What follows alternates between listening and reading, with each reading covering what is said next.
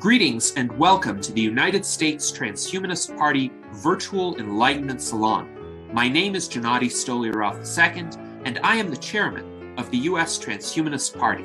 Here we hold conversations with some of the world's leading thinkers in longevity, science, technology, philosophy, and politics. Like the philosophers of the Age of Enlightenment, we aim to connect every field of human endeavor and arrive at new insights to achieve longer lives, greater rationality, and the progress of our civilization. Greetings, ladies and gentlemen, and welcome to our U.S. Transhumanist Party Virtual Enlightenment Salon of January 21st, 2024.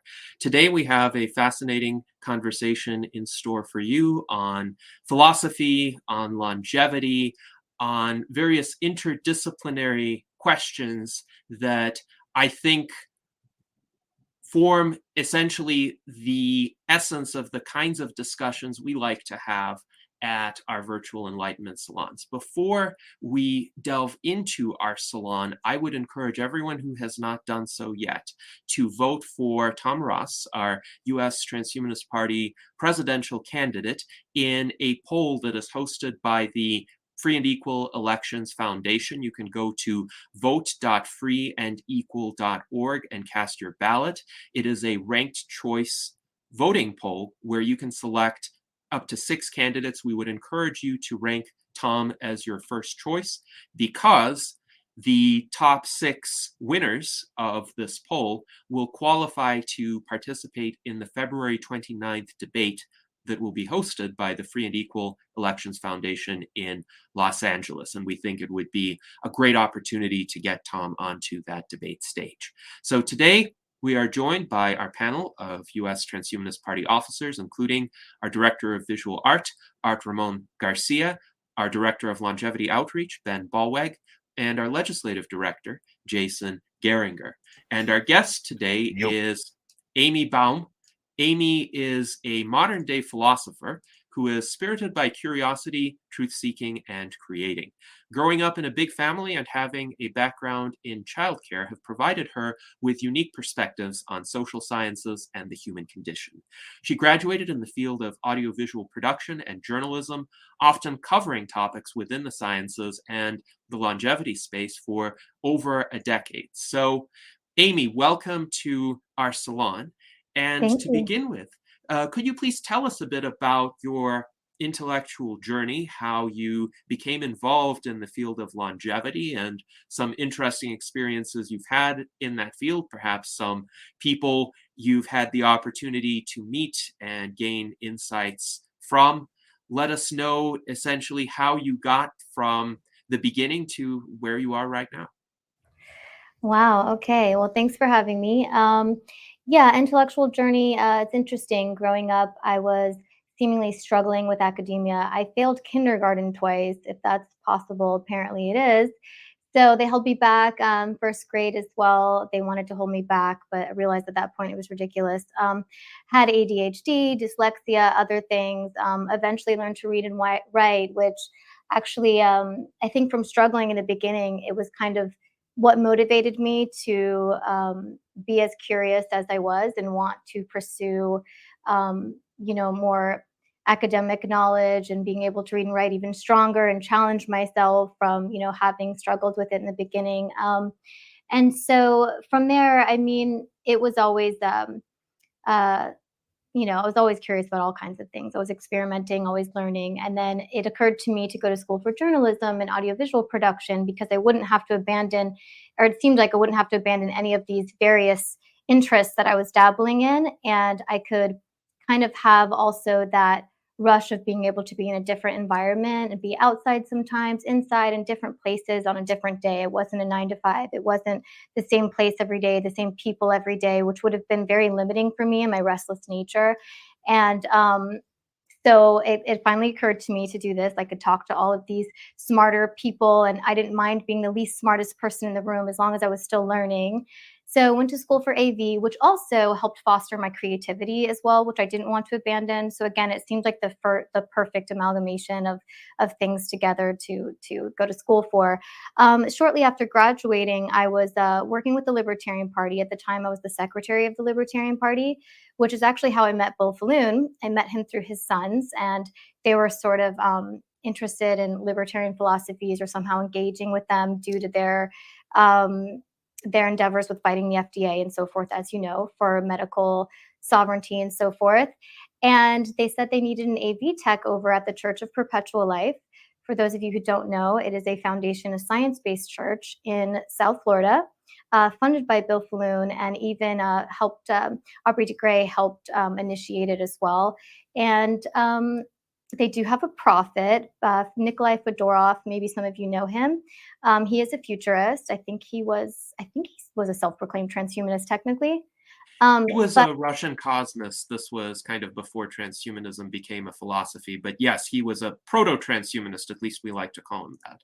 there you go, exactly. But he was also faith-based to a degree. I know that he believed in maybe sort of allegoric spirit or faith-based principles that he also still had, and or metaphysics that interested him as well. So they wanted to develop a community in South Florida based off some of his principles and philosophies that incorporated futurism and technologies for prolonging lifespan and health span, but also a place that still felt like congregation, and a place where maybe you didn't have to abandon some of the faith-based principles that you might have um, a sensitivity for or sentimentality for. So so I met them through there, and at first it was just a job. I was just going to be their AV tech. I was excited that it was science and that I was going to be learning science, but I wasn't necessarily at all interested in immortality, of course, and those things that really seemed unachievable to me at the time as well. This was 2013, I think, and definitely interested in prolonging health span, but at the time, and technically lifespan, but things like escape velocity and death is wrong and death to death and uploading our consciousness and Neuralink, and the things that the areas that typically people have apprehensions about, or the questions of overpopulation and the ethical questions about transhumanism. I had all of those standard questions and reluctancy, and slowly, very, very slowly, over 10 years of working there, I got brainwashed. But I was introduced to a lot of concepts that I hadn't, and through also engaging in the social hall after every presentation, I would go out into the social hall and engage and talk to everyone. And I was able to kind of change my mind a little bit about some of the ideas and philosophies. And I've definitely come to a place with transhumanism where I realized that I do believe it is an inevitable part of human evolution to continue to, by all means necessary, as long as it's non-aggressive toward anyone else, of course, to try to advance the health and happiness of humanity. And this would involve technologies and machines, of course, and even AI, to achieving a healthier and longer lifespan. I think that should be part of the human impetus. I see no reason to think otherwise. Excellent. Well, So yes, that's yes. yeah. That's I just yeah. wanted to say I'm glad that you had this perhaps lengthy intellectual journey toward the acceptance of transhumanist ideas and toward essentially recognizing that indefinite longevity was feasible and desirable. Do you think there was a particular moment in time when this clicked for you, or did it just dawn on you very gradually?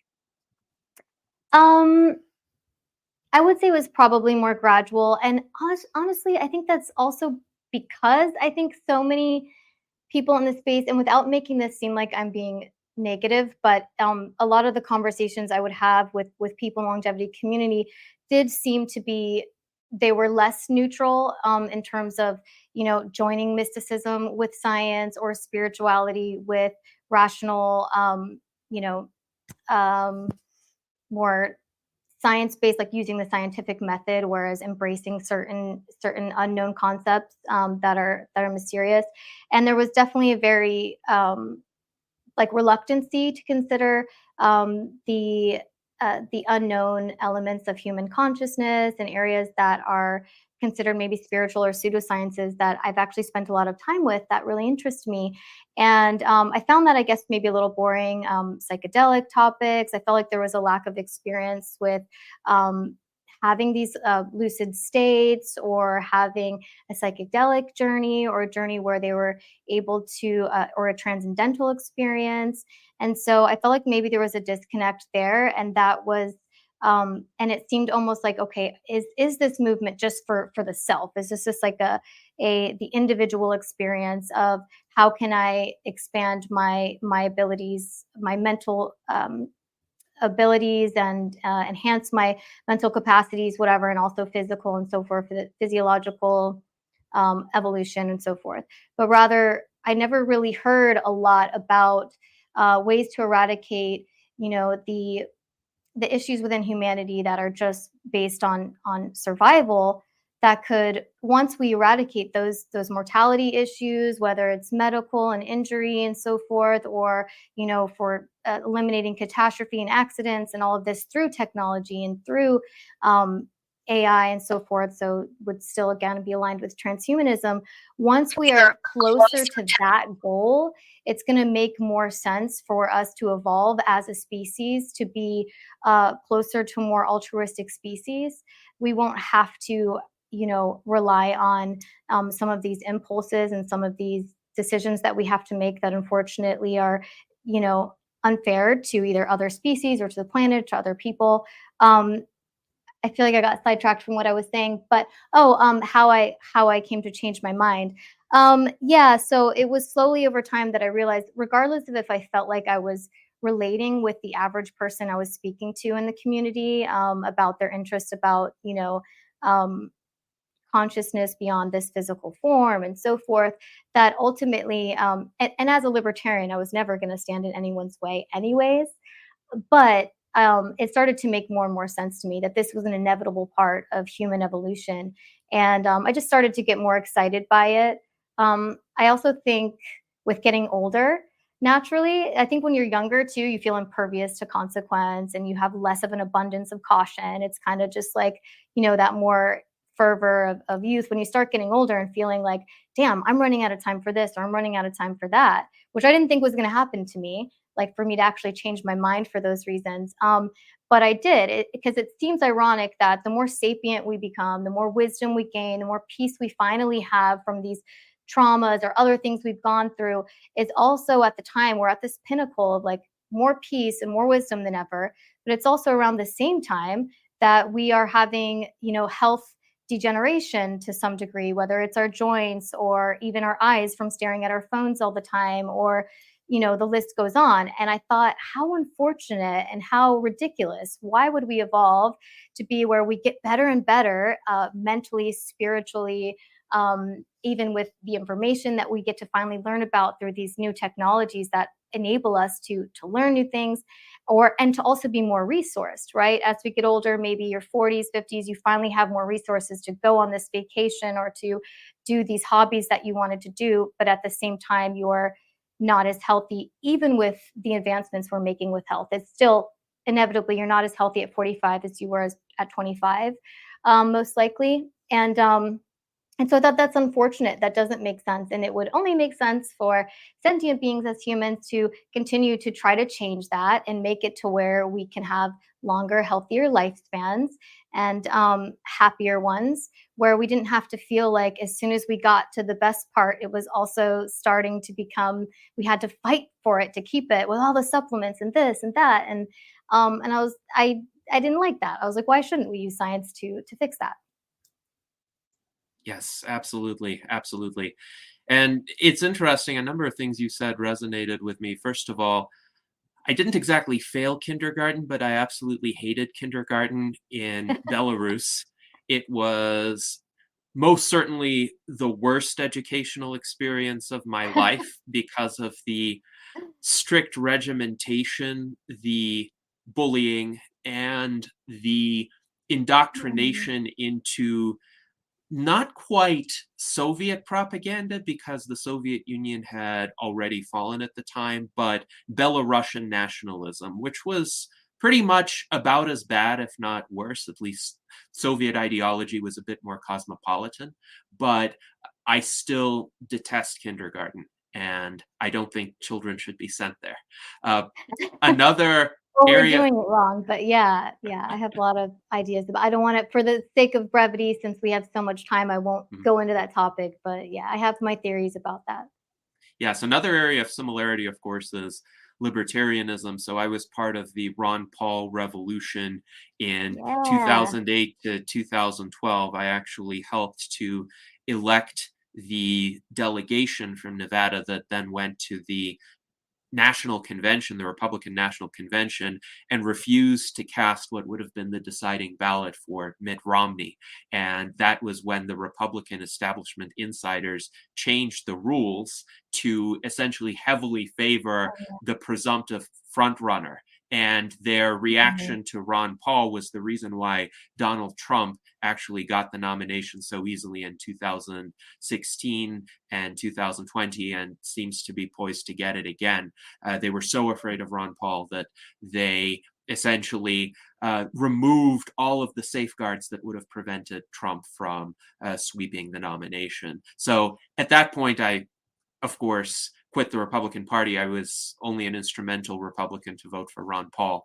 And then I sought a new political home, and the Transhumanist Party ended up being that. But Yeah.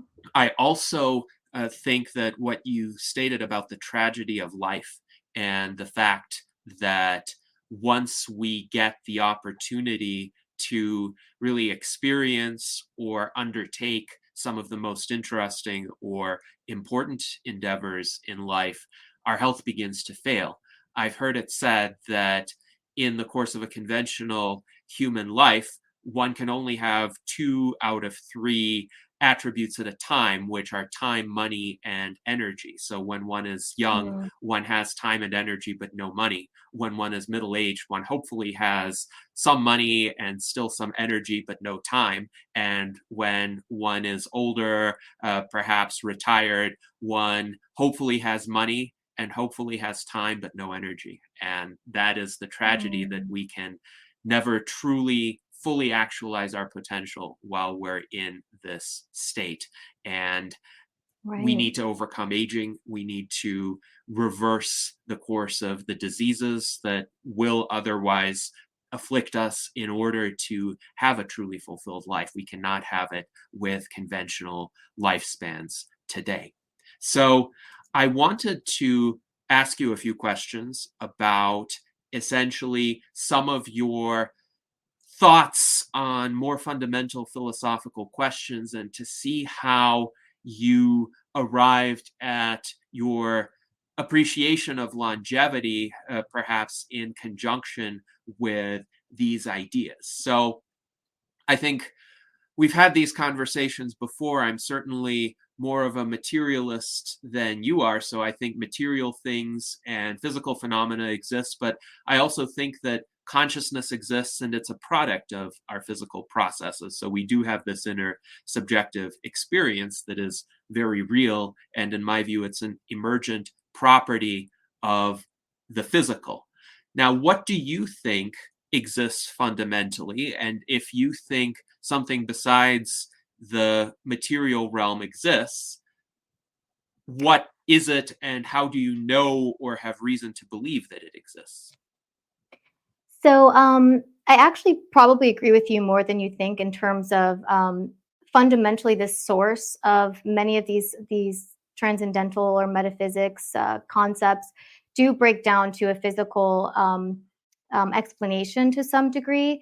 I just think that the way that they're perceived is different usually among people that are maybe subcategorized into like a spiritual group or so forth. And I think as we're learning more about neuroscience and also in many ways thanks to modern technology, we're learning more about neuroscience is actually uncovering some of the things that we formerly considered pseudoscience. And that's similar to the way that science fiction becomes science fact.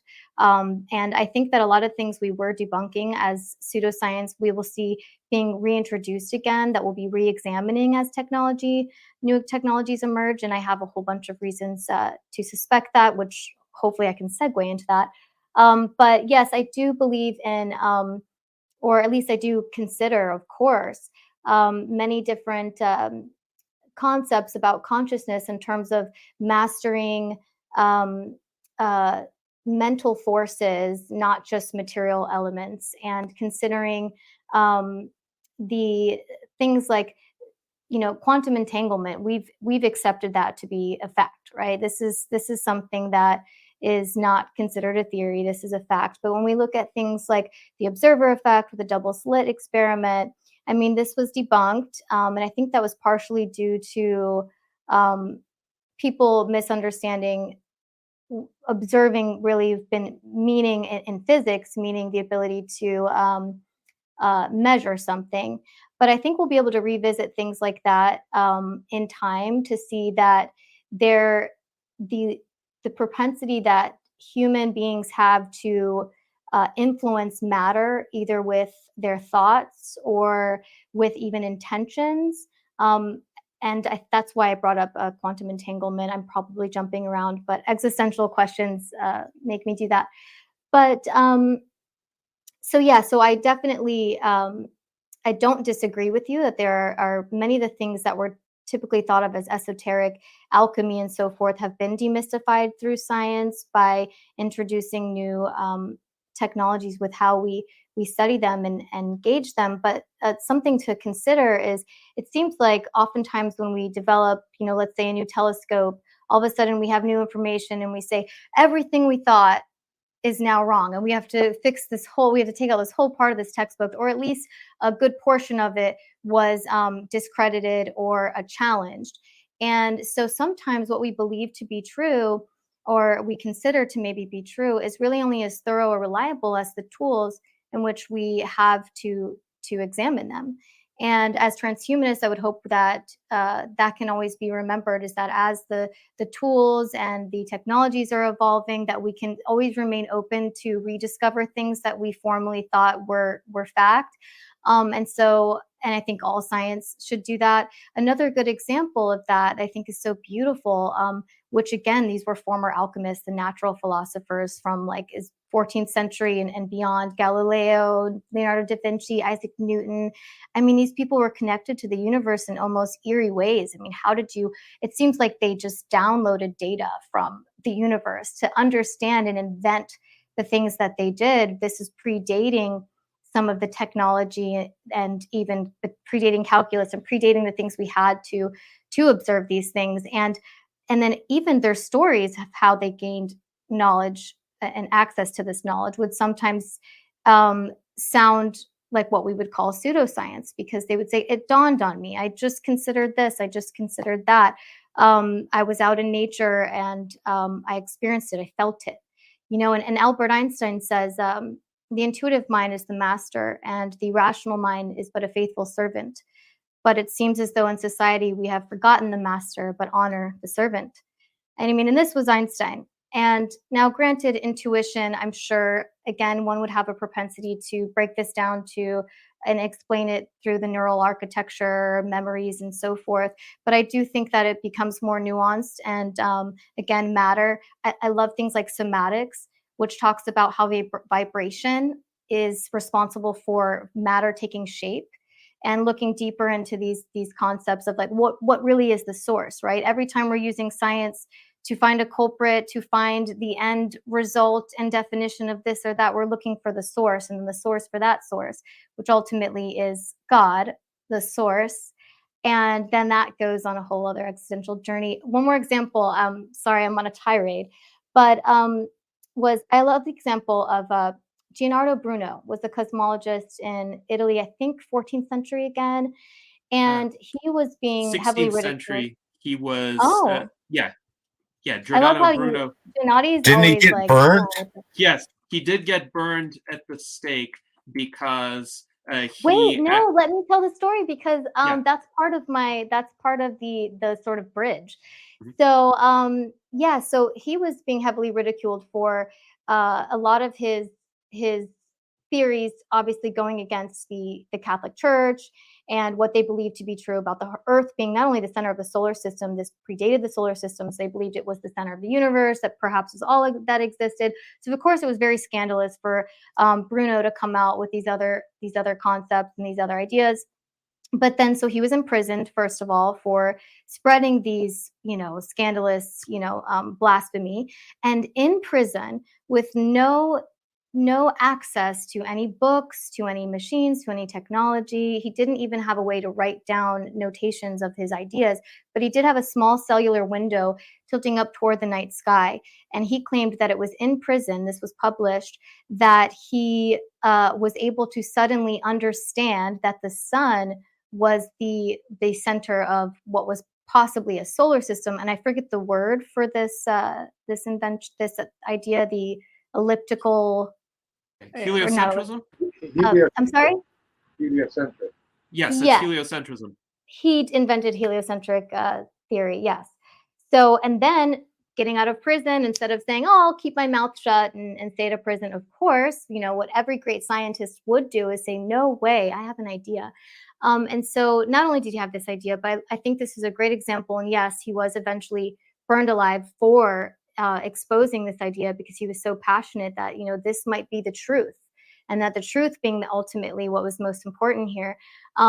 What I love about it, like I said, was it was something that dawned on him, or almost as if it were data that he downloaded or got intuitively, or a subconscious, uh, understanding or connection. So that was a good example of that, because he was in prison at the time. But so when you ask what I believe about what fundamentally exists, I mean, I'm definitely open to the testimonies of people with near-death experiences, psychedelic journeys, other visions that they've had. I've definitely experienced some of these things, and I've done my best to demystify them myself as a skeptic and scientist. And trust me, I always go over those rational conclusions before determining anything also. But yes, I'm very connected to supernatural or ultrasensory, or what did they call it? Not ultrasensory, but the extrasensory perceptions and so forth. Yes, thank you. And the story of Giordano Bruno is quite interesting. So this is what Wikipedia states about him. He proposed that the stars were distant suns surrounded by their own planets, exoplanets, in the 16th century. And he raised the possibility that these planets might foster life of their own, a cosmological position known as cosmic pluralism. He also insisted that the universe is infinite and could have no center. So that ran counter to Mm. the Roman Catholic Church orthodoxy of the time, which was geocentric, and they had this elaborate model of epicycles to explain the observations about celestial bodies, while still maintaining the position that the Earth was at the center and immovable. And Bruno challenged that on many fronts, and And unfortunately, mind you, he was Christian. He was yes, self-proclaimed to be Christian, even at the time of being burned, but he still believed in truth and truth seeking. yes, yes, indeed. And our friend Zach Varkaris has joined us. He writes in our internal chat, we call it magic when we can't explain it. When we can, we call it science. And this reminds me of Arthur C. Clarke's third law: any sufficiently advanced technology is indistinguishable from magic. So I do think it's possible, for instance, in the future to have phenomena like direct communication from one mind to another. This would be done through brain computer interfaces, for instance. There have been experiments with what is essentially telekinesis, where one person might essentially move their hand on one continent, and the person on another continent might actually feel a sensation arising from that. So it is possible. I do think there are essentially physical intermediary steps that would make that happen. Now, it's interesting, one of our commentators in the chat uh, actually noted, based on your comments, that you believe in a God. But you told me before you were not always of that conviction, that you used to be an atheist. So Mike Lazine wonders if you do believe in a God, and if so, what sort of God is it? Is it a small g God? Do you know, or purport to know, the nature of said God? So it's hard for me to say I believe in God, but I like, as the modern day philosopher Jordan Peterson puts it, that he as well is very skeptical, and maybe doesn't believe in a God, but chooses to live as though he does, or as though there is a God. And I think when I returned back to, obviously I was sort of militant atheism when I was younger, but when I returned to a place of being more comfortable to just have faith in certain things that I may not be able to understand or prove or examine in my lifetime, I was definitely happier immediately. And of course, we can explain that with neuroscience and so forth, and why that would be more comfortable. But I also think that is sort of intrinsic, because when I think about things like prayer and meditation and mantra and things that people have all around the world expressed, that when they've done these things, they didn't just feel peace, but they felt a specific feeling that was like a unification. It was a specific feeling of being separated from the physical identity, from the ego of, I am Amy. These are the experiences that I have had. These are my biases. This is my age. This is my this. This is my that. A sort of separation from that. It's a little bit uncomprehendable, especially if you haven't experienced it. But it feels like a unification, a oneness. It feels like you're with God, would be the only way to put it, that people have put it. And although in some ways, again, I think there are physical ways to kind of explain it. I also think even if you could explain it physically and say, okay, it was this hormonal reaction here and this neural network there and so forth, where you felt you had a memory of this and a predisposition to conclude that because of this experience and so forth. Even if that's true, I still say, why though, to that? Why with mantra and meditation and prayer, or especially transcendental meditation or so forth, or near-death experiences, ayahuasca, whatever you want to call it? Why would those experiences from people all around the world, without having influenced one another, they hadn't yet even contacted one another in, like, let's say, ancient civilizations, had the same experiences of this particular unification that was a void and an emptiness and a sort of nothingness of what we know now as this identity, but at the same time was still an ethereal experience of unification, being joined with something else outside of ourselves, that's sort of uncomprehendable within our human senses. Why does that happen? Even if there's a physical, biological, physiological explanation for that, why is there an explanation for that? Where does that come from? Where is that place that they're feeling that? Where does it come from, and why? And so even still, I think there's still an open-ended question there. And I think even with technology, like you said, to foster the ability to have more telekinetic communications and so forth, I would still ask, well, why do we want that? Why do we do that? It's fantastical that we're even here to begin with. It's always going to be, no matter what we do with technology, there's always going to be a question mark. And do I believe in God? Um, I don't believe that we are God.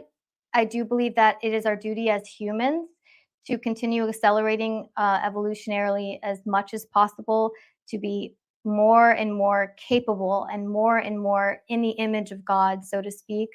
But I do think there are other dimensions, most likely other dimensions and other planes. And in my opinion, I don't think Earth is a highest realm or a higher realm, and I think it's possible to advance beyond this realm. So I don't think, even with human evolution, I don't think that we will achieve the highest godly realms that possibly exist in the universe. Yes, that's quite an interesting answer. And actually, I have a bit of a parallel story. So, back when I was applying to Hillsdale College, which is a conservative educational institution in Michigan, it has a very strong Christian culture, though at the time it was non-denominational officially.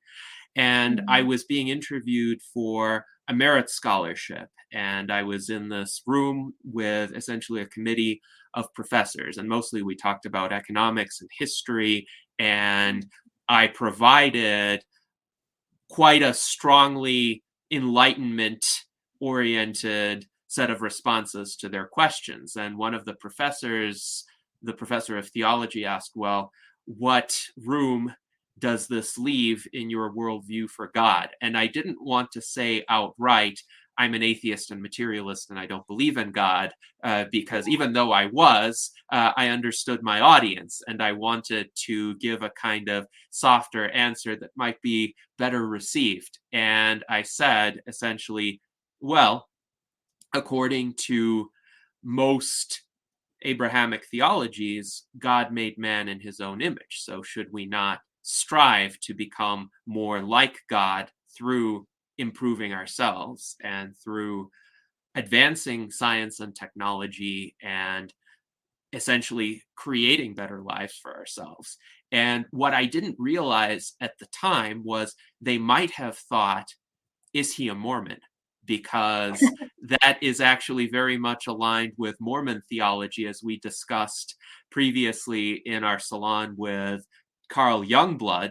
And what ended up Ooh. happening, by the way, is that they did not give me a full merit scholarship. They gave me a 3/4 tuition scholarship. They probably reserved their full merit scholarships to more conventional Christians, but that's okay because I still had a much less expensive college education than most. And it was definitely a very interesting time. So I appreciate that response. And I also wanted to bring in a question from Super Fin Guy, who wonders if you could define intuition, because you mentioned that in your previous Mhm. explanation. What do you think intuition is? Right. So uh, when I think about, for example, that human beings are eukaryotes, just like plants are eukaryotes, mammals are eukaryotes, I think about the fungal network and the mycorrhizal network, which is the root systems of plants, and how they're able to communicate over vast distances. But not only communicate that there's harm, but they can actually administer medicine to one another, sort of, so to speak. They can send protective. Through electrocurrents, through using the volatile organic compounds and so forth that they send, like a biological organic compounds to one another to help them have resistance to prey and predators and different things like that. It reminds me so much of the neural architecture in the human brain. And again, with the concepts like quantum entanglement and so forth, that kind of reminds me of intuition and the complexities possibly of the universe. And um, let me segue. Let me make this other example really quick. I like when Neil deGrasse Tyson says, when people ask him, "Do you think aliens exist?" and he picks up a cup. He says that's like picking up a cup of water from the ocean and saying, "Well, there's no whales in here, so there must not be any whales in the ocean." And that's applies the same concept about the universe. If you were to say, "Oh, well, I haven't seen any aliens here, so there must not be any in the universe," and I think the same thing can be said about intuition and consciousness, something that we aren't necessarily able to use like meta analysis on or conduct the scientific method on it to always have consistent results, then people want to just say, oh, well, then therefore it maybe isn't worth considering. But I think again, yeah, it kind of is mirrored in nature here and there, where we can kind of see this activity, this ability to sort of communicate and respond beyond just instinct in a way where we can telepathically communicate or receive beyond just hormonal communications, because there are those invisible forces that we used to think of as magic. But I actually think it's bigger than that. I think it is sort of um, there's a unified field of sorts that you are able to sometimes tap into or receive. And I've actually experimented on it myself, and to have some I've produced some amazing, amazing results. This was before I was interested in speaking publicly and engaging in a scientific community. Otherwise, I would have tried to record it. So it's really just my word, but I've done some, and it's the other people were there to see it. So I do have testimonies of witnesses, but I was able to actually practice intuition experiments. Very interesting. So, my take on intuition is that it's essentially an integration of life experience that is accumulated over a long time, and one doesn't analytically go through the same process that might have formed an initial insight or an initial response to a new experience, but there is a certain level of learning that one might do without being aware of it, so that one can encounter future situations and have a certain feeling that really is a recapitulation of what one has lived through earlier and what experiences were correlated with what results. So, for instance, the older I get, the better my intuitions become regarding weather. I look at weather forecasts, but they're flawed.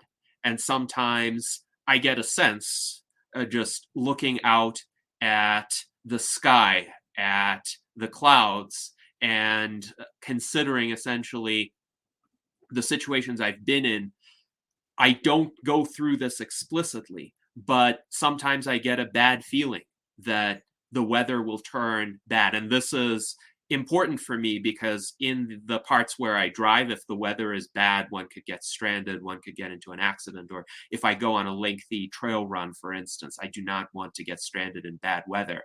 And I remember in 2011, I was doing a trail race where the sky was clear at the start of the race. I had the option to do a half marathon or a 50K. And I had actually wanted to do a half marathon, but all of the slots for that were full. So I ended up signing up for the 50K. I had the option at the start to drop down to a half marathon, but everyone kept telling me, well, yes, there's bad weather predicted, but right now the sky is clear and you'll be back in time before the storm sets in.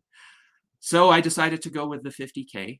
And 5 hours in, during the most difficult portion, when I was 20 miles in, climbing a steep slope up a mountain, I got hailed on. I had lightning in the immediate vicinity, and then a torrential downpour of rain began. And essentially the entire goal of the race shifted for me to one of survival. And I thought to myself, I had this intuition, I had this foreboding feeling that I would not make it out in time if I did the 50K.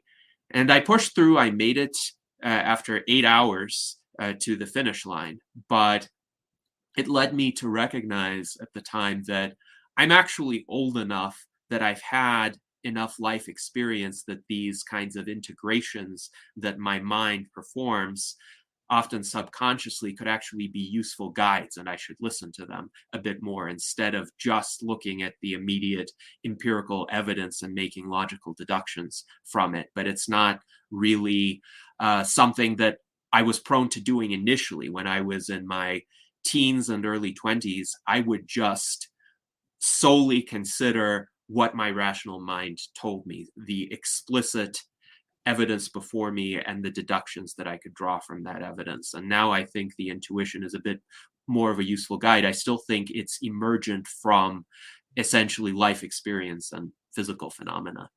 But that is definitely an interesting topic. And I have other questions for you. I want to open May it I up. respond to that Yes, subtly? certainly. I won't go too Certainly. far into it, but thank you for sharing that. And I see where you can consider that as your experiences to have those predictions, but to also sort of have an intuitive feeling. But you again sort of attributed that to the experiences with the predictions, and that maybe it was subtly, subconsciously, it was really a neurological response to your memories that you weren't maybe necessarily obviously noticing. So it felt like intuition is kind of what you're saying, right? So, and I hear you on that. I just think that there are a lot of other examples that I think would be harder to reduce it just to a memory of a prediction or a muscle memory of those experiences. And this is not to argue, but just for the sake of science. And something I like to think about is that I don't think we understand time as well as we think we do. Maybe it's nonlinear. Maybe it's possible to remember the future. And I know that sounds bizarre, but it's kind of an inkling that I've had before from different experiences that I've had. So anyways, I'll let you proceed to the next thing for now.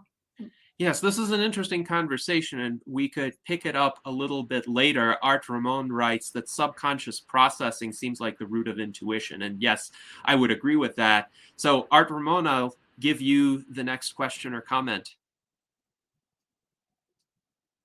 Didn't have anything prepared, but yeah, that's been my experience. I think that when I have a hunch or an intuition, it's basically what I have stored in memory. And it's not my consciousness, my awareness, it's the background. I remember at one time I used to, when I was, say, drafting a something to write, an essay or something, I would have these voices in the background just whispering away, mentally drafting something I was going to write. And I think that's basically intuition. That's the background process that at one time I could almost hear, like whispering in the background. And that's been my experience with intuition. Yes, very interesting. So a kind of a subtle inner voice. I have a very strong inner voice. I know some people have said that they don't, which is a bit baffling to me, but I always have this internal dialogue with myself, and I quite consciously experience it. But yes, there are certain sensations that are kind of in the background, certain hunches that are even difficult to verbalize, but over time, I'm starting to recognize that they tend to be fairly accurate, at least if I'm not in a completely weird situation that I've never been in before. Daniel Tweed writes, if there were no subconscious mentation and everything was in our conscious minds, that might be quite crazy making. There would be a lot of information. This is actually why we sleep as well, because we experience so much during the day that the mind has to kind of defragment like a computer. Oh, yes. Actually, sorry, go ahead. No, go ahead. Yes, I wanted to say I actually do think that this is a sort of protection that we have, that we've evolved to not be totally telepathic and be capable of telekinesis. It's sort of protecting us. And that's something that people fear with transhumanism or the singularity, getting to a point where either we ourselves or other forms of AI are able to do those things, and the power getting in the wrong hands and how dangerous that could actually be. And I think it actually protect us. Yet we would actually go crazy if we could read other people's minds all the time. I mean, that'd be horrible. But it remains mysterious until science can reveal why there are some moments where it's indistinguishably an almost psychic moment. I mean, there are plenty of experiences that are much more direct in that sense. There are a lot of testimonies, a lot of things I've seen, heard, experienced, and from other people. And I think I'm glad it's not consistent enough to examine, because that would be weird. So yeah, but I just wanted to segue that with transhumanism, I think that's something to also consider. If we get to a point where we're able to experiment with human consciousness and altered states of consciousness through technology, I mean, we would want to be careful. But you know that. Yes, I think we always need to have a choice as individuals to share or not to share what we are thinking, what we are experiencing. So there would need to be, there would need to be some sort of, let me finish this. There would need to be some sort of protective feature, just like if you go on a website and you accept the terms of service, though these would be more granular terms of service, or select what cookies you want to accept on your computer and reject the marketing cookies. I think by default, of course, you should not be sharing the contents of your mind with other people, and it should be an opt-in. So do you opt into this connection? And if so, what do you specifically opt into? That's my thought. But Jason, go ahead. Mm-hmm. Yeah, it brings up a really big philosophical question of what makes us a good person. You know, if we could all read each other's minds, then this, as soon as I have a bad thought, everybody knows it. And so everybody knows what the good thing is. Okay. And so the only way to kind of know if somebody is good is if they are cut off and can't read everybody's minds. And it makes me wonder, maybe that's why we can't. Because how would they know, and how would we know if we're a good person if we can just read what is good, what is not? You know what I'm saying? Yeah, if I may, yeah, again, I think this is something that protects us, and that if there are aliens out there who are capable of this, I would imagine that they've also evolved past certain emotions or survival needs. But something why I think it's pertinent and relevant again is going back to examples I was making with Leonardo Bruno or Isaac Newton, where they used a sort of seemingly telepathic connection with the universe to understand something, to comprehend something before they had the technology to observe it and to study it and use the scientific method. And I just want scientists and transhumanists alike to be always open to that open-ended question and considering something that seems impossible or seems like it was a pseudoscience, and to always be open to asking that question, to receiving the answer you didn't expect. And that would include having that intuitive nature open, that intuitive neural network, kind of like I said, like the fungal networks and the mycorrhizal plant root systems, where they are by over vast distances still communicating. And so I think somehow we are tethered to certain parts of reality in the universe that we can sometimes mystically tap into. And I just want science to be more open to those things without calling it, hippy dippy crap. But Interesting. Now, I have often thought that when one is thinking or reflecting about possibilities, one's mind is a testing ground. So mere thoughts, especially if they're not articulated or shared with others, are not a reflection of a person's character, because moral virtue stems from action rather than thought. So the physical choice that one makes, what one chooses to instantiate in the physical world, that is a reflection of one's character, whether or not one is a good person. When one is thinking, one can consider multiple alternatives. One doesn't always come up with the correct decision right away. One could weigh different options, but then one is responsible for what one ultimately decides. And this is why I also think people should have always the option to keep their thoughts to themselves, because they could be tentative. They may not end up being realized in the external world, and it's only the realization in the external world that reflects on one's character. Now, Zach, you have a comment on intuition. Yeah. Hi, Amy. Good to see you. hi. And thanks for that, Amy. Yeah, so it's interesting because there's a few points. One is you talk about Giordano Bruno and how he came up with it intuitively, or like how the magic got. Aristophanes was a Greek mathematician. Just really quick, I'm having trouble hearing him. It seems like you guys Yes. can hear him. Are you going to be able to maybe repeat that to me, Gennady? Yeah, so Zach, I do think we have an audio issue, so let's hear you with the microphone now. Okay. Is that better? Is that better? A little bit for me. What about you guys? Just a little bit. Maybe put the microphone closer to you. Hello. Yes. Okay, that's better. That should be enough. Yeah, so Aristophanes was a mathematician, and he came up with the circumference of the Earth, and he came up with it by looking at shadows in a well in Alexandria about 190 BC, and he was 50 miles short of the actual true circumference of the Earth that we measured today. This guy came up with it looking at the shadow in the sun.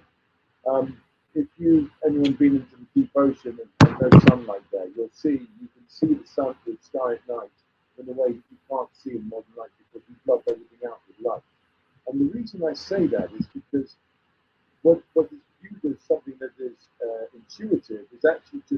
observational.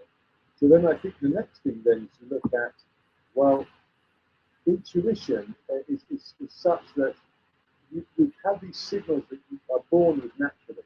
And like, when you're a kid, you do things, and then in hindsight, you shouldn't have done that. But why is it that when you're older, you learn to listen to those signals inside of you? And I think that is something that we tend to forget, and we tend to ignore with our pearl, because we're told that unless you can prove it, unless you can see it, unless you can touch it, it's not real. That's a very shallow, two-dimensional view, because not everything is in the visible band of light, and that's just the reality. Most things are not in the visible band of light, and even if you take out the whole spectrum, then even that visible band is a tiny amount within a much larger amount. So I think the sense that intuition is something you're innately born with, it's just learning how to read those signals. Give you an example, you were talking about your 50 kilometer run. I remember doing a training tournament, and I had this bad feeling before something happened. And it was because the signals were there telling me this was the wrong setup. And actually, something bad happened. I had an accident, and it could have been a lot worse, but it was pretty bad. I think with experience, you learn how to overcome adversity, but at the same time, you ignore actually what's being told to you. There's this really fine line between, the triumph of hope over experience, and vice versa. Yes, thank you. Gennady, it was very hard for me to get a lot of that, primarily the first 35 seconds, maybe. Were you hearing it clearly? I had to focus a bit. I do think I heard some of it. So he was saying that with experience, one is able to better overcome adversity and essentially learn the signals that bad situations can send. Okay, I'm seeing Zach shake his head no.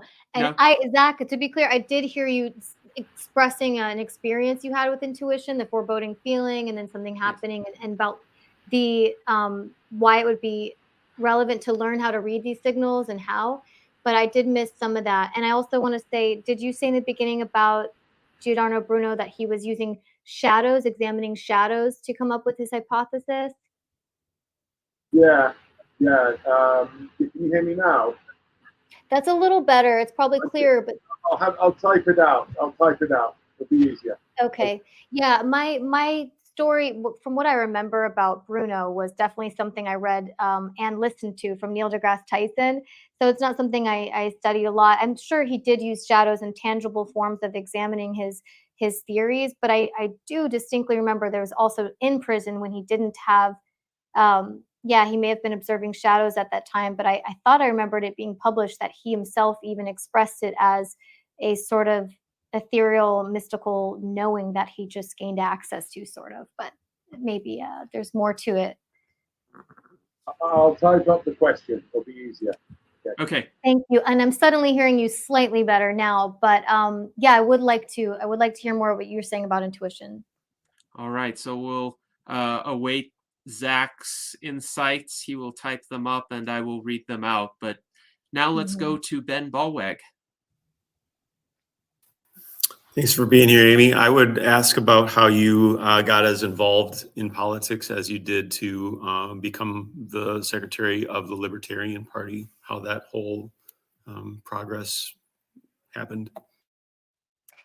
Thanks. That was probably very much influenced by my upbringing and my parents. Both of my parents are very probably constitutionalist and very patriotic. They have so much love for their country, mostly from their parents being first or second generation here and the escaping a situation. And so that was instilled in them to have such a love of country and what it was meant to stand for life and liberty and the pursuit of happiness.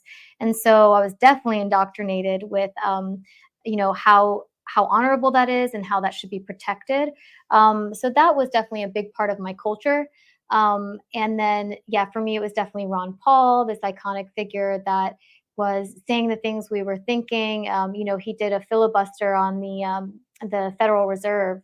And I had never seen anything like that. I knew that politics were broken, but I didn't even know that it was possible for someone like Ron Paul to gain as much traction as he did. So that was so inspiring. So yeah, I definitely grew up in a household that was very much pro freedom and the pursuit of protecting freedom, and how ultimately the pursuit of liberty really fosters the most important parts of our existence for curiosity, for creativity, for ingenuity and evolving, and eventually more altruism and more peace, because we will be able to solve world problems. But we need a liberty in order to do so. And I relate with my own restless nature. I helps me relate with anyone in captivity, anyone suffering with the inability to experience liberty for their own human rights, or even animals in cages and things like that. That from a very young age, I just it felt so wrong to me. So very much just a part of who I am. Yes, thank you for that explanation. And indeed, as I've said, we've had similar political journeys. I have this, let's say, impression that I didn't so much leave the Libertarian Party as the Libertarian Party left me over the past, I would say, 7 to 8 years especially. I did end up voting for Gary Johnson and Joe Jorgensen as well. Unfortunately, we couldn't get Charlie Cam on the ballot in Nevada for the Transhumanist Party, and there are no write-in options. Otherwise, I would have written in Charlie Cam in Nevada in 2020. But I do think that in the Libertarian Party, there has been an increasing embrace of technophobia, of unjustified conspiracy theories, of just a rejection of anything having to do with science and technology, and even a hostility toward transhumanism, not from all libertarians, but for instance, Michael Rechtenwald, one of the leading contenders for the libertarian nomination right now, is an explicit anti-transhumanist, and he has written about the danger of transhumanism. And unlike someone like Alex Jones, Rechtenwald, who is an academic, actually understands transhumanism pretty well. He just philosophically opposes it, and he seems to have at least a decent shot at the libertarian nomination. Hopefully he won't win, but it's that kind of shift that has led me to think that the Libertarian Party, not libertarianism as a philosophy, but a lot of the constituencies now comprising it, has shifted into essentially a kind of anti-scientific reactionary direction. Is that your impression as well, that libertarians used to be more sensible, more rational back when you and I were more extensively involved, and then the party kind of fragmented into the kind of reactionary types that I'm talking about, and then on the other hand, what I would call Democrats light? Essentially, they're like the Democrats in terms of their views, just maybe a little bit less extreme. But I'd be interested in your views on that. Yeah, you mentioned Gary Johnson. I think it was the second time he ran. It was right around that time libertarians started getting a little wonky. There was the guy drinking the goat's blood and stuff. I don't remember, but there were some very eccentric characters that were coming out identifying as libertarian because, again, people want the freedom to be eccentric. So you're going to find a lot of mixed groups there. I know there's a libertarian transhumanist party. And did you see that on the Wikipedia? Well, Years ago, I think it was a Libertarian Transhumanist Caucus, and Adam Kokesh actually talked to me about the idea of forming that in 2020, but I don't think it went anywhere, but you may have different information. Mentioned like maybe only 6 or 7 different transhumanist groups, and one of them on the Wikipedia was Libertarian Transhumanists or Libertarians for Transhumanism. But I would say that's probably maybe a little less common. The average libertarian that I meet would definitely not want there to be federal regulations or anything prohibiting your personal sovereignty over your body to biomodulate or bio experiment with your own body for whatever purposes. There is a greater fear, I think, among libertarian constitutionalists about the propensity for elitism with technology and gene, eugenics and so forth, of being able to create a more powerful human, but you need the money and so forth to do this. And then also, so yeah, so I think there's the fear of the propensity for elitism among eugenics and transhumanism that some libertarians feel very cautious of. I also think that millennials in general are more likely to be libertarian, it seems like, and I think that correlates with that. Right now, millennials seem to be very inspired by returning to old world traditionalism and fostering, having your own food and your own agriculture, having, going back to the simplicity of life that way, that is not, whether it's all the way off the grid or just having your own garden and having your own farm. Millennials are really bringing that back to life right now, and which is kind of in a different direction than transhumanism to some degree. They definitely do not like the idea of bioengineered meat and other things that are just seemingly like, oh, this is propaganda to make you less healthy, some conspiracies like that. I don't like the idea of bioengineered meat either. I don't know that it's very healthy, but I like the idea of not having to kill to survive one day. I mean, why not get to a place where we don't have to, life doesn't feed off life, at least in the human existence, so much. But so unfortunately, we're just at a crossroads right now where, with transhumanist goals, there's a lot of error, and there is a propensity for elitism, and also there is just we don't quite have the solutions yet, like bioengineered meat and things that people are just going, oh gosh, I don't want that. So so yes, I have experienced some of what you're saying, but I think more often than not, they're not necessarily trying to legally get in anyone's way.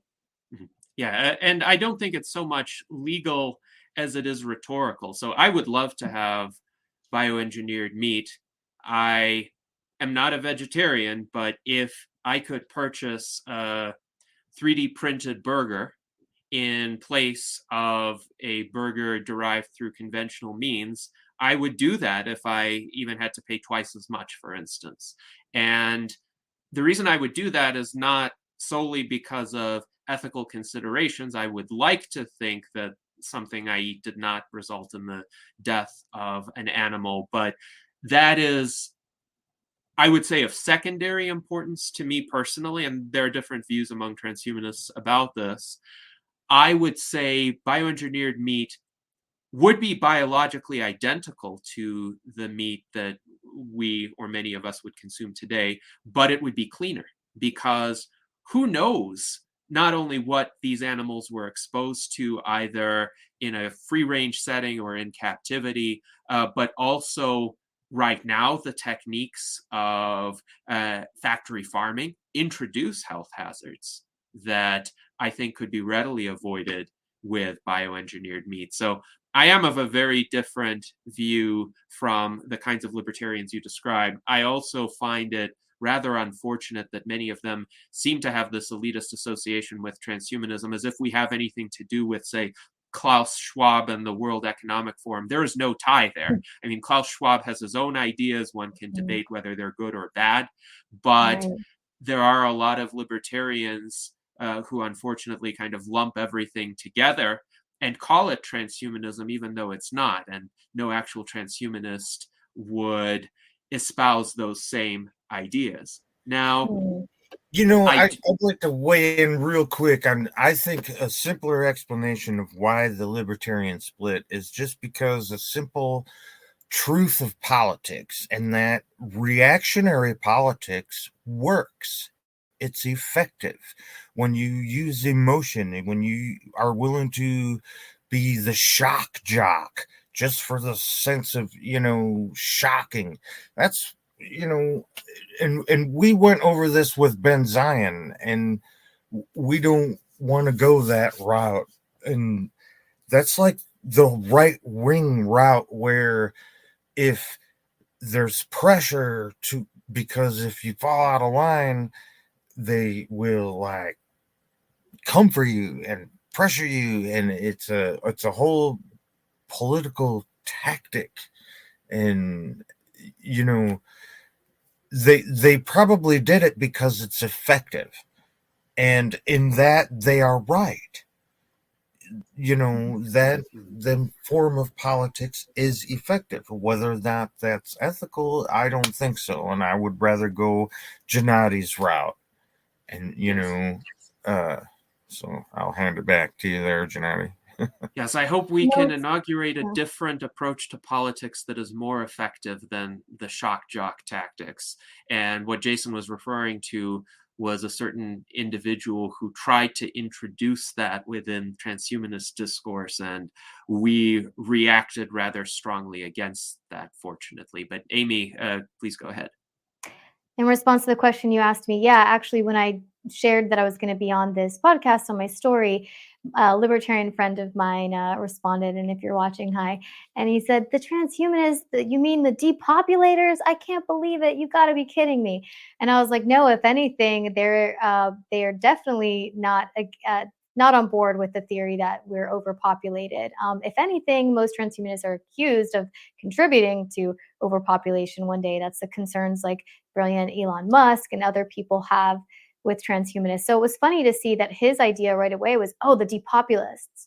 And I had never considered transhumanists to be depopulist. I would think it'd be the inverse would be the concern. But so, yeah, I would imagine that libertarians just have a different understanding of what the end goal is and what and so forth. Go ahead. Yes, so let me tell your friend something very explicitly. The vast majority of transhumanists believe that overpopulation is a myth.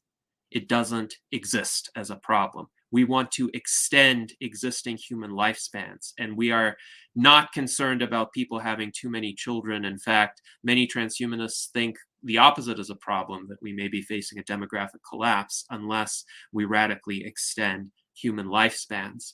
Mhm. The whole concern about overpopulation is a concern from the neo-Malthusian left. And these have been historically some of the strongest ideological adversaries of transhumanism. And I would say anybody who lumps the two together is listening to some serious propaganda, like Alex Jones type propaganda. And they really need to get their facts straight. So hopefully your friend will hear this particular message. But Zach has provided his thoughts in writing, so I want to read them out and maybe try again with his microphone. So he says, Eratosthenes was a Greek mathematician in approximately 190 BC who calculated the circumference of the Earth to within 50 nanometers 50 kilometers accuracy, I think he said, by looking at shadows cast down a well from the sun. That was an intuitive leap which turned out to be accurate. So, Zach, please try again. Let's see if your microphone works better. Can you hear me now? Yes. Better. Right. All right. Yeah, I had it on the wrong thing. I was running a bit late. Sorry. It was actually nautical miles, not nanometers. Nautical miles, which is a bit more than the mile. So I just, Yes. being a marine biologist, you know how it is. But fundamentally, what I'm saying is there's so many acts of intuitive leaps that are counted now regarded as scientific fact.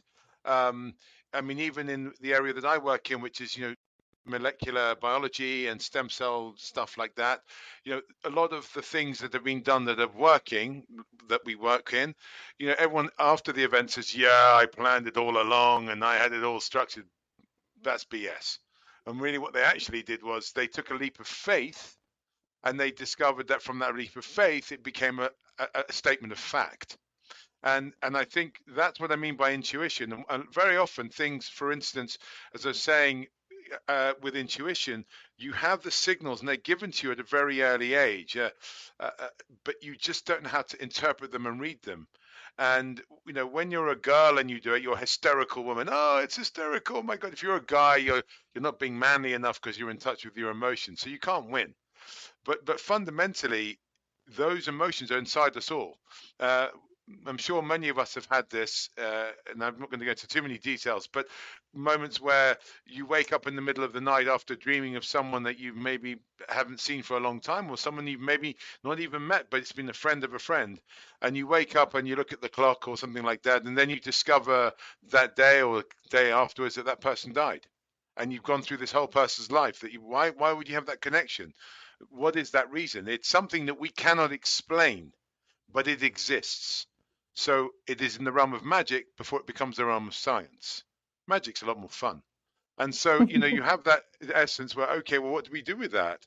And how do we make that work? And so I think intuition is very important. And most of how I personally work would be much more intuitive than sensory, because senses can be deceived.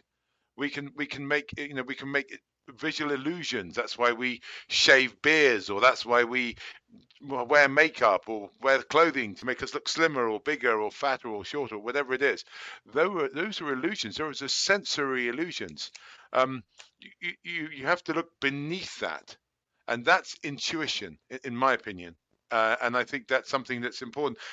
One other couple of things I just wanted to say, because there's a couple more questions, which is, you talked about your friend with the population and the sort of WEF stuff.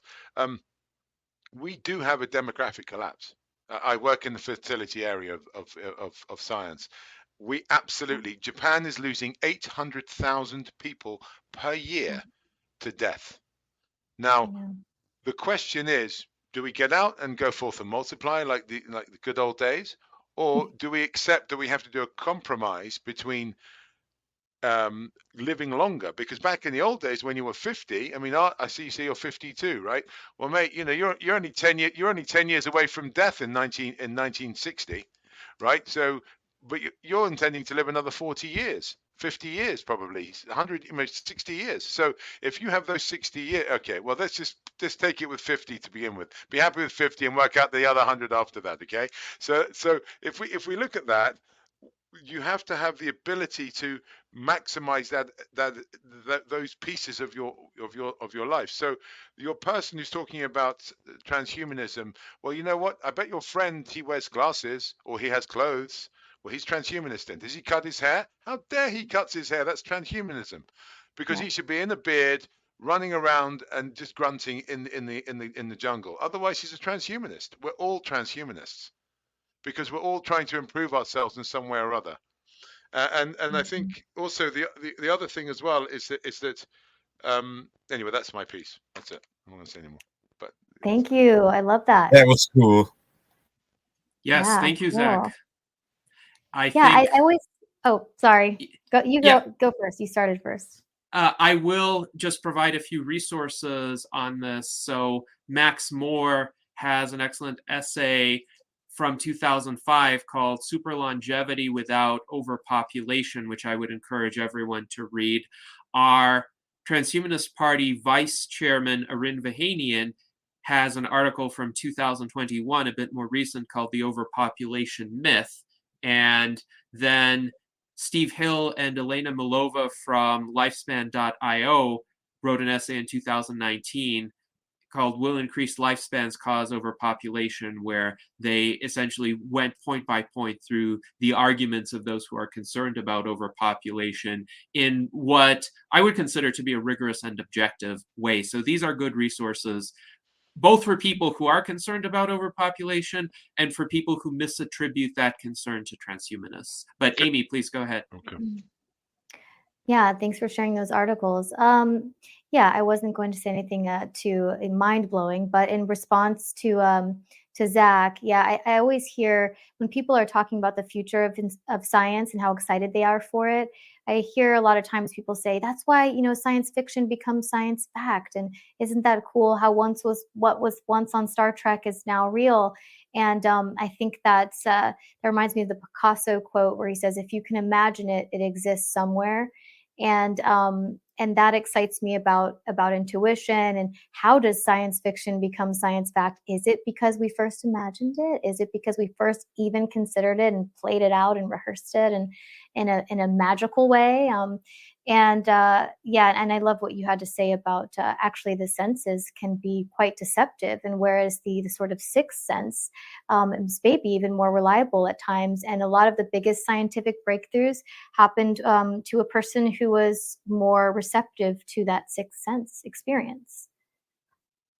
Yeah. In answer to that, I mean, just even from just a really sort of pedestrian viewpoint of playing sport, for instance, if anyone's ever done sort of competitive sport, like combat sports. So if you're in the ring with someone, 1 inch difference in height can make all the difference in a fight. It's just like it's all a matter of fractions. So you look at someone and they'll say, you don't look as big as you actually are, or you look bigger than you actually are in real life. So you're giving them the illusion. And if you look at the greatest fighters of any boxing or any of the Bruce Lee or all these sort of people, or Muhammad Ali, whoever they are, they all have the ability to have an illusionary aspect to them, to deceive those around them in a sensory way. Is that intuitive? Is that a con man? Is that good or bad, as the person said? And the last point on this is about the shock jock. The body works. You have to understand that we're an organism that works a certain way, and the way that we work much better with shock, because that's what keeps us alive. The fear of death keeps us alive. That's translated into shock. And so that's why it works, because people are more attuned to fear than to good things. It's just the way we are. And we have to Yeah, acknowledge I that. heard a neuroscientist, just to bounce off that. I forget what they call it, but it's the failure, that the neuroscientists have a nickname for it, the failure response, where the brain is able to create memories and have, Fight or flight. well, fight or flight. But similarly, they were saying the brain creates a faster synaptic response to failure and to fear, and that cortisol spike, because of, yes, our ancestors were needed that in order to survive. So we actually are much slower at creating memories and creating new neural networks and neuroplasticity for more positive change in outcome. And why that's so important to practice those things and journal it, or say I am affirmations, because we already have a higher propensity to create faster memories and faster neural networks about fear-based apprehensions. Yes, and one of the main reasons for that is because fewer moving parts are required to actually create a fear-based memory. In fact, it takes more muscles to smile than it does to frown. So in that sense, and maybe there's a reason for it, because when you're too busy fighting off a predator, you don't need to waste time smiling, or you don't need to waste time doing good stuff. You just have to do the minimum. You're going into like sort of backup mode on the computer. You just keep it really simple. And so you're right, but of course we're now evolved. Yes, we have the infrastructure of a caveman, but we don't live in, well, most of us don't live in caveman world anymore. So you're right. We have to adapt. Society has to go back to being the way it was, or biology has to catch up with society, and we're choosing the latter. So let's make that work.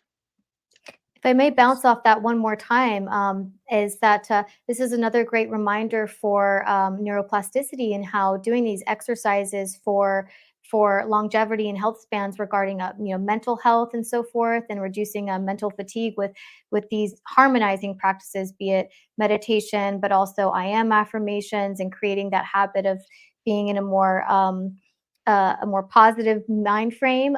They actually did use meta-analysis and systematic experiments to prove how this works, how mind over matter, that the mind, thoughts and intention can manipulate matter and form matter. And so this was definitely pseudoscience not even that long ago, but there are now neuroscientists embracing this as science. One of the more recent studies, since you mentioned sports, I'm eager to use this example, although there are many, was they got participants to get together, and they used technology to examine the body, to monitor their bodies by connecting something to their finger. And some participants would imagine working out and exercising routinely, and then they would imagine the results of working out and exercising. They would imagine themselves more muscular and so forth, and the others would imagine the inverse. And what they noticed was it was about a 23% increase in muscle mass in the finger and the hand or something like that for the people by just imagining it. And they were also asked to not exercise whatsoever during this experiment. And that was one of many that have been recently conducted, showing how important that is. And this is another good example of that. I'm not saying it's intuition or it's something magical, but it's definitely something worth remembering. We call it. I agree with you 100%. And there's an answer to that. The one thing is how long does that muscle mass increase last for afterwards? That's an interesting one. And we talk about in our organization, we don't talk about lifespan or health span. We talk about Freudenspanne, which is the quantitative effects that the emotions have on the biomarkers of aging. So if you are thinking, oh, my fingers getting, I'm going to get Schwarzenegger guns or something, right? So then all of a sudden you think about it, yeah, you're not going to probably have 50-inch biceps, but you'll just have that little bit extra. And then it has a cumulative effect. And that's what we look at and how we work it. And you're right, it is still regarded as a pseudoscience. And the problem with that is that when you go out there and you start saying things like that, you're discredited. And so in actual fact, for the society as a whole, that's even worse, because then you have to have an uphill battle trying to get your point across. Like the guy that talked about sugar in the 1970s being really bad for you. He was discredited by the sugar industry, of course, for money. Well, it turned out that the guy was 100% right. Not even 100. It was so right, it was unbelievable. And now we're realizing, actually eating, red meat and stuff is actually good for you. Like the line in, I think it's the Woody Allen movie where he's eating red meat. I can't remember it now. Sleeper. He wakes up 500 years in the future, and they all eat red meat and they drink vodka, and they're like really healthy for you, and they shouldn't be having sugar and stuff. And that was done before anyone knew anything about it. He just made it up. And not that I'm a Woody Allen fan, I'm not at all, but that's actually a good part. So these things are very interesting, that we need to be very careful about how we present it to people, because if we present it in a way that is too much for them to understand, and I don't mean that in any derogatory way, just because of knowledge issues, then they discount it, and then the damage is done. It's too late to really have an effect, if that makes sense. Yes, quite interesting thoughts. Now, I wanted to ask a few questions that I think will help essentially illustrate some of the connections of your worldview to transhumanism. And the first question that I have is, what criteria do you use to distinguish fact from fiction, as well as likely from unlikely explanations for observed phenomena? How do you evaluate whether something is true or false? Yes, so I am a big fan of the scientific method. I've probably made that pretty obvious here and there, but I'm also very receptive again to unknown ways of comprehending something, the sixth sense, telepathy, visions, dreams. I've had these experiences. I actually have information and knowledge that I gained through a dream or through a vision before, and then was able to research it and find out that it was true. And that's not even the most impressive example, because I know you could probably say it was a memory I didn't know I had. But yes, I do. I am a fan of the scientific method, but I also I love to, and I'm very excited by the things that are considered maybe like hermetic alchemy, and the somatics of things that we haven't had a chance to fully observe, dark matter and vibration forming matter, and the capability that we have as human beings. How Tibetan Buddhism with transcendental, experimenting with transcendental meditation, and so criteria. I mean, I'm receptive to other forms of criteria. Sorry, I'm trying to figure out how I want to answer that, but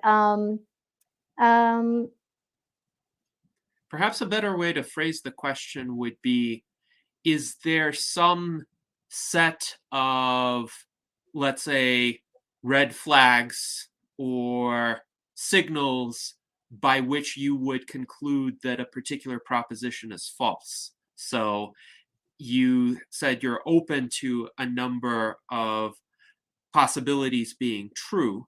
Is there some observation or result or even a way that an idea is presented that would lead you to reject it as being clearly false? So, for instance, if Alex Jones were to come on the air and say, well, the world is run secretly by a group of lizard people who call themselves transhumanists and they eat babies for dinner. And oh, by the way, they're also Jewish lizard people. So if Alex Jones were to say that, I would know that it's clearly false on a number of counts. Not least because Alex Jones is not a credible source, but also because what he's saying is obviously outrageous. And I'm intentionally providing like a reductio ad absurdum of the most ridiculous thing that I would consider to be clearly false. There are other I love propositions. Indeed, indeed. There are other propositions which are less transparently false, where you would need some physical evidence. Like if somebody were to say, well, eating gummy worms enhances your longevity, and I like gummy worms, by the way, I would probably think that's false. And I have a number of reasons to believe that's false, but I actually think that's a testable hypothesis that could be subjected to a controlled experiment. And I would be open to the possibility of that hypothesis being true, but I think it's really unlikely to be true. So in your situation, what would you say would convince you that something is clearly false? Yeah, now I realize the first way I answered the question was like so off brand or just so in another direction. I guess I didn't hear the question. Yeah, that's so fun. Yeah, I think the obviously, yes, consistency in results, of course, is important to me. But again, with sciences and things like that, it's more open-ended. There's a more, you know, uh, openness to other possibilities. But if you're looking at something like in a court of law or especially biology and medicine, these things, obviously it's more imperative. There's more consequences if you get it wrong. It's important to have a very finite structure with how you conduct, and determine an end result, of course, by a certain timely manner. So we're talking about metaphysics and, astronomy. We're not really on this like timeline where it's like, oh my God, if we don't use the Hadron Collider, but this time we're all going to die, if we don't, figure this out. Whereas, of course, with my medicine and biology or in the court of law, there's a timeline and there are, very direct consequences. You have to say, okay, they need this surgery now, or you cannot take this medicine right now, or, you know what I mean? This has to be proven with, indefinite evidence, empirical evidence, and so forth. And of course, that's any wise person's criteria and the consistency. But when we're talking about, the human potential within technology or in transhumanism and the potential of existence and consciousness, yes, I do have a more liberal, less limited criteria basis that's flexible, I guess you could say. And so I do use some of the most fundamental criteria, that you use as well. But Yes, thank you for that explanation. And we have some interesting comments. Alan That was an Crowley. excellent answer. I love that. Yeah, so Alan Crowley writes, my worldview has been destroyed. I joined the USTP so I could meet Madonna and Lady Gaga and hang out with the elites that run the world. Good one, Alan. Well, I actually think that pretty soon we're going to have singers that sing transhumanist songs that are better than Madonna and Lady Gaga, in my opinion. So you're in the right group. Well, but we'll see. We shall Or see. we'll hear. Indeed, we shall. It is coming. It is coming in the not too distant future.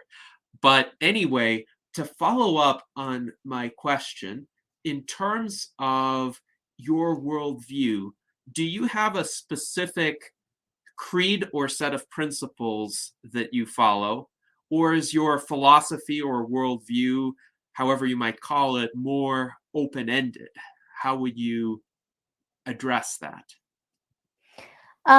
So, and you and I have discussed this before. I do have a soft spot for traditionalism, which is, I guess very different than some of the goals within transhumanism and science. And this is also probably a node to my culture and upbringing. And I think that in Hmm. a lot of It's ways, strange merging of cultures with, embracing and adapting to being sort of what Grimes calls homo techno. She's the artist and mother of Elon Musk's children.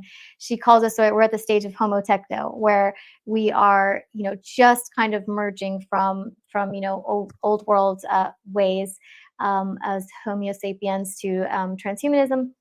And it's a very weird sort of juxtaposed time for us, figuring out, when's the appropriate time to get married and have kids or not, because our resources are different, our survival needs are different, figuring out career choices, but our lifespans are changing. And all of these things are sort of like more radical for us to determine. And I think there's been a lot of juxtaposition and conflict for people at this time regarding these things as they're changing.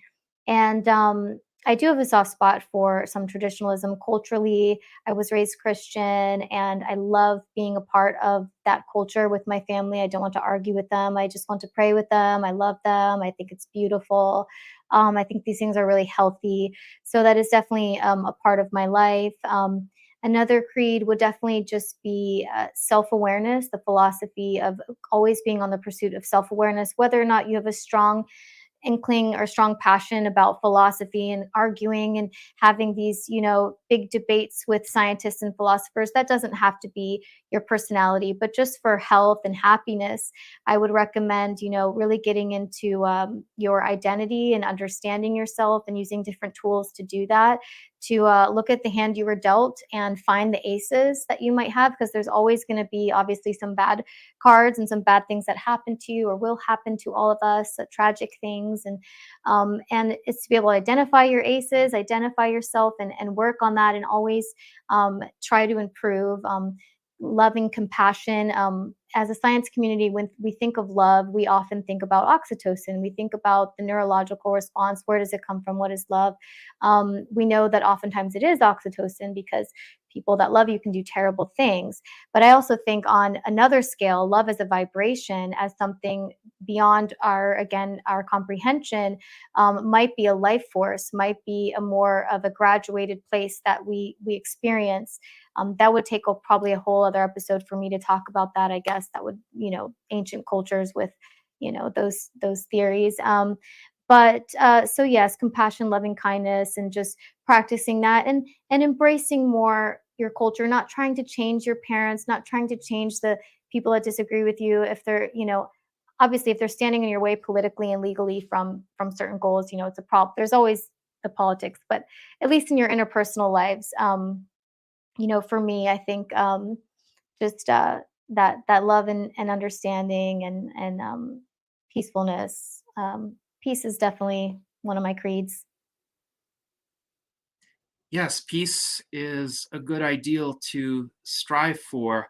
I have sometimes thought that, at least in terms of certain phenomena, namely family and aesthetics, the traditional norms are in many regards more stable and efficacious than what we have today. That is, the traditional norms worked, albeit imperfectly. I think in the transhuman era, whatever norms emerge are going to work quite well also. But we're in this messy transitional period where, especially in these areas of life, there's just a mess. And Well, I can understand why some progress, people want progress to through reason. We Yes. keep our reason and our logic through the progress. Yeah. Yes. Yes. And I think there are some people who just reject reason today because they think reason is old fashioned. So the neo Malthusians, for instance, are reacting against not just, say, traditional religious norms, but they're reacting against the Enlightenment. They're reacting against the Industrial Revolution. They're reacting against the progress that brought us these standards of living.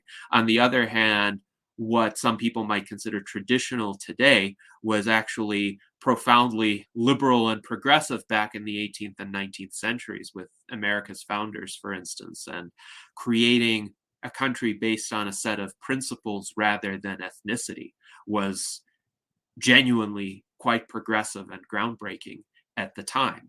Or the Industrial Revolution and the rise in standards of living that ensued was a genuinely progressive phenomenon.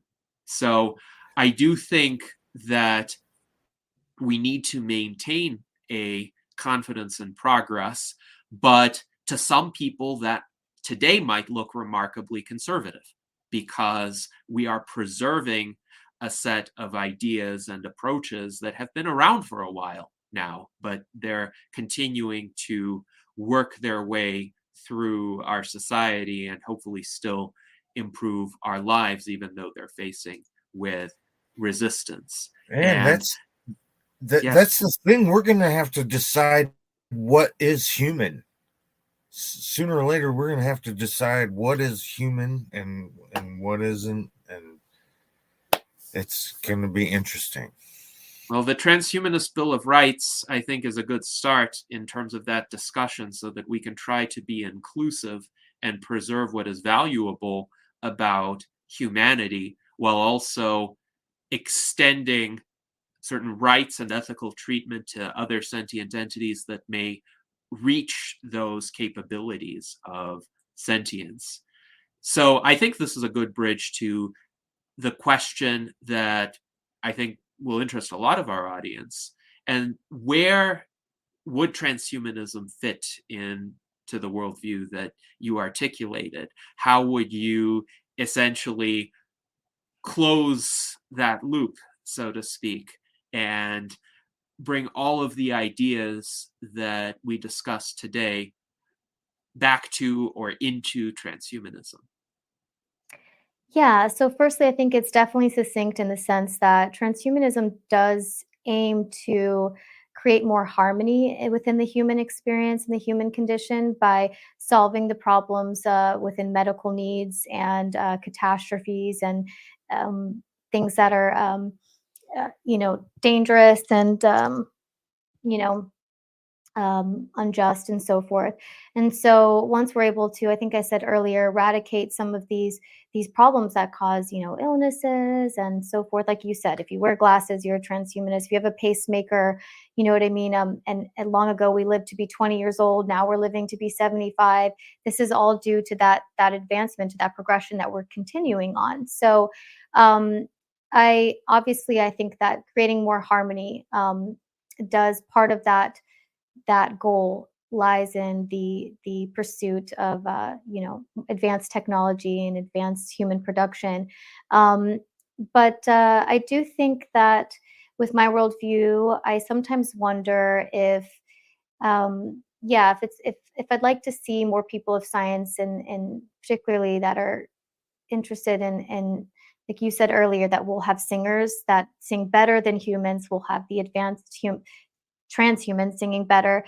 And I sometimes feel nervous about these like fake art and fake, the AI generated art compared to someone who took all of this time developing this craft. And it's like they're a freak of nature. They can paint something so real. Like I love that. I don't want to see, the real technique of really training the brain and training your muscle memory to make art. I don't want to see that die.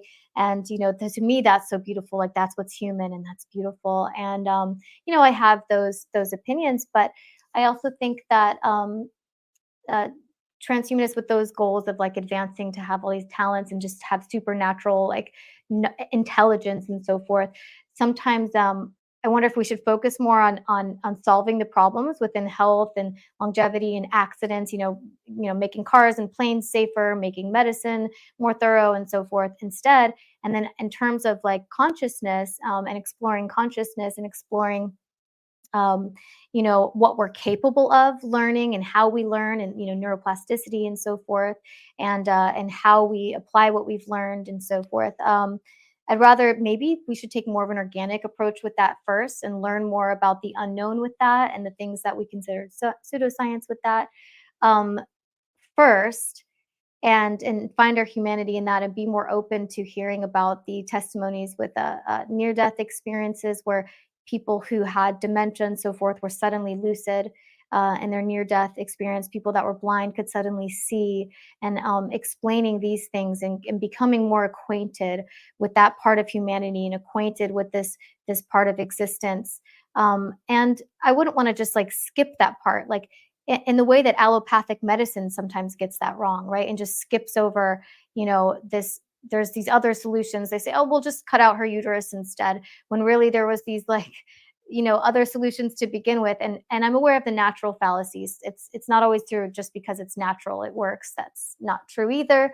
But, we see in Western medicine and allopathic medicine where we sometimes get it wrong by just going, we're just going to go to the machine, we're just going to use the technology, we're just going to do the surgery. And they bypass all of these details. And I'm sorry, I'm trying to put this together cohesively. I would like to see the same thing with, we're still in the dark ages about mental health and human potential with our brains, and understanding our neural architecture in some ways. And I would like to see us focusing on that more than the focus being like, oh, I can't wait to upload my consciousness so I can have all these skills and be so good at this and good at that. And but transhumanism ties into my life and my worldview, in the sense that I definitely view it as a solution for solving world problems and world tragedies, and totally open to that, totally open to technologies to make bionic limbs and help people hear and help people see and help people live and be happy and healthy. And yeah.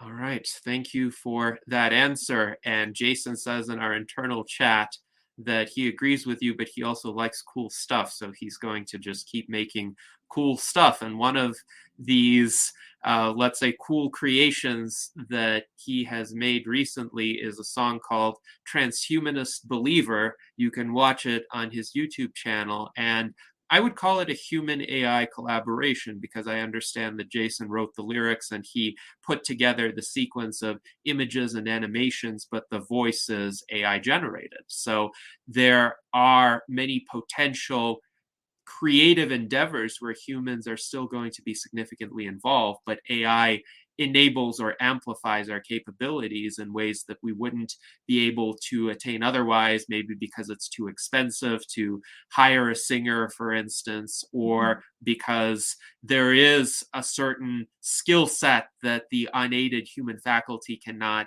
attain. For instance, I have musical compositions that I created, that I wrote, but would be unplayable by human hands, because human hands don't have that kind of dexterity, or don't have that many fingers, or don't have that ability to, for instance, time gaps of 1/164th note between one part and another part. Yeah, but I was able to do the machine to make it work, though. Yes. Yes. So the machine I can. didn't play it. I had the machine do it, though. I remastered some of his stuff, and I didn't play it on the machine. I had the machine do it. But go ahead. Yes. The machine can actualize a vision that we might have, but we wouldn't be able to carry out using our unaided human faculties. And I think this is also a spectrum. So it's not going to be either solely man-made or machine-made. There will be intermediate stages as well, which I think will have a lot of human creativity involved also. So we are every musical piece can be remade almost, well, not indefinitely, but lots of different ways. Every musical piece, so this idea that, oh, you're going to copy off me or what, art is supposed to copy off everything. That's the way it works, and it multiplies and becomes different, and there's so many different ways of the same song. That's Well, my concern is a little more literal, and I hear you on that. But when we look at the brain and we see someone who's playing an instrument, we see incredible activity going on the brain. I mean, it's just the neuroplasticity that's being created, the new neural networks, the neurons firing together and wiring together from, for example, playing a musical instrument. I mean, it's outstanding. And if we are we doing ourselves a disservice when we're reducing something that to the idea of it's just doing it for us, when we're in the act of creating and we're in the act of exercising our brains and our motor functions to create something, and the discipline and devotion to carry that out organically, I think is very healthy for us. So I'm not saying it's wrong. I'm not saying I can't enjoy AI generated art and music. I definitely am not trying to bring anyone out down who's doing that. I'm technically, as an AV tech, using some of these technologies, in a technical sense. But I'm just afraid if we get to a point where that's so casualized and that we glamorize it so much that we've abandoned more of the natural processes for creativity, we might be doing a disservice to our brains. Because again, when we look at the neural activity of someone creating, I mean, it's amazing. It's very healthy for you. it's true. I don't play my guitar as much anymore, and I probably play the guitar less good than I used to. So there's that. Yeah. Yes, so we have about 4 minutes left in our salon. I'm wondering if we could fit in one question from one of our viewers who is named Snakes, and he brings up this idea from William James, who was largely a 19th century, early 20th century American philosopher of the pragmatist persuasion.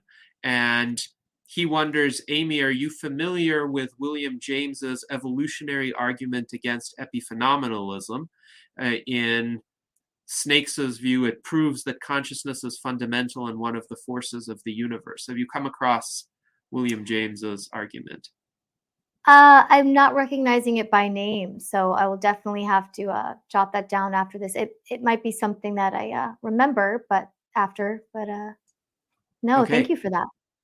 Yeah, so William James is interesting because he was the originator of the concept of pragmatism. That is, we don't so much focus on what is true metaphysically, we focus on what works in terms of consequences. So it is a workable assumption that we are conscious and that we have free will. And if we try to act otherwise, or if we try to treat other people otherwise, then we'll fail miserably. And I like to use the example of, let's say I wanted you to stand up from this chair, and I'm not actually going to do that, but hypothetically, one could engineer some sort of mechanism that would act on an atomic level to kind of reconfigure your surroundings to such an extent that you would involuntarily spring up from your chair. It would take a lot of time and effort, but it could be done.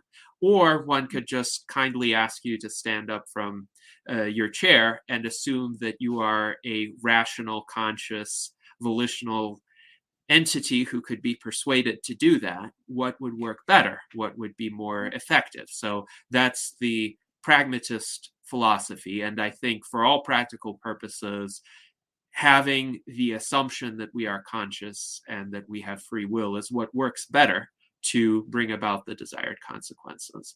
But we have about 2 minutes left in our salon. We like to leave our guests to provide the last words. So, Amy, what would you like to say in our remaining time to bring this discussion to a close? Yeah, I would like to firstly say just thank you for having me, you guys, and thanks for listening. I am but a mere journalist. Those are my contributions, is listening and learning. So actually, thank you guys. I am not a scientist, clearly, and But and in my own sense, I feel like I am. I like to say that. But yeah, I'm a journalist first and foremost. So I'm here to listen to you guys and see what you guys are up to and help spread the word and help cover what's going on and disseminate information and hopefully be wrong sometimes. That's fine too. And I get to learn and get new exciting data. So yeah, that's all. Thank you guys. And All right. Well, thank you for joining us. And certainly this was the kind of interdisciplinary conversation that I was hoping it would be. And we explored some fundamental philosophical questions, but also questions related to longevity, related to the mind-body connection, and perhaps how we can look at the world more broadly and maybe even hold out hope that in the future scientific evidence will emerge for some phenomena that might be considered more intuitive or more anecdotal today, that we would have more systematic rational explanations for those phenomena. We discussed a bit of art, we discussed a bit of history, a bit of politics even. So I appreciate the wide-ranging conversation as always, and this is what we strive to accomplish in our virtual enlightenment salons. Next Sunday, January 28th, please join us for a salon with our friend Mike DeVerde and his Omni Futurists group, as well as David Wood, a frequent guest on our virtual enlightenment salons. We will be talking about the economic singularity and how individuals and societies can become more resilient in the face of it. Until then, I hope we will continue to live long and prosper.